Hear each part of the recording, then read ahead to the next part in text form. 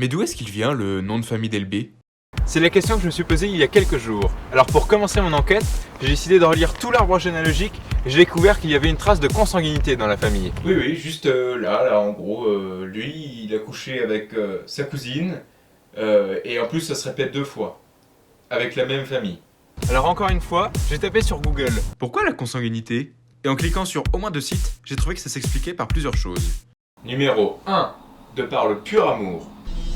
En effet, il y avait juste 2 personnes de la même famille qui s'aimaient, et c'est déjà une bonne raison pour sortir ensemble. Numéro 2, et c'est la raison qui nous intéresse le plus ici, l'argent. Bah oui, à l'époque on vivait tous dans le même village, depuis plusieurs générations, et on voulait garder nos terres parce qu'on était tous des cutéreux.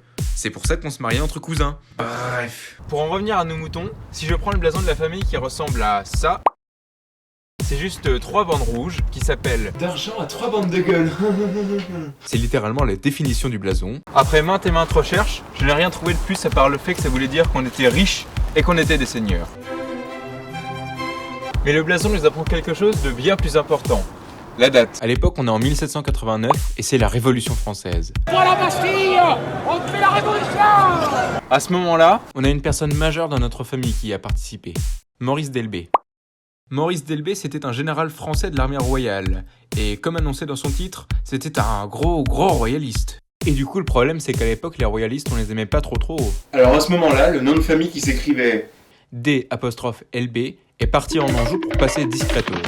Malheureusement, la supercherie ne va pas durer longtemps et il va vite revenir en Vendée pour les aider à contrer les révolutionnaires. Bonjour, vous pouvez venir nous aider? Oui, pas de problème, Maurice se fait blesser et après un long périple à travers la Vendée, il finit à l'hôpital Jacobsen sur l'île de Noirmoutier. Les révolutionnaires reprennent peu à peu les terres jusqu'à arriver sur l'île. Le général Delbé est emmené le 6 janvier, porté sur un fauteuil à cause de ses blessures, jusqu'à la place d'armes où il est fusillé. Louis-Joseph Maurice Delbé, son fils, ainsi que toute sa descendance, vont repartir à Beaupré, en Anjou.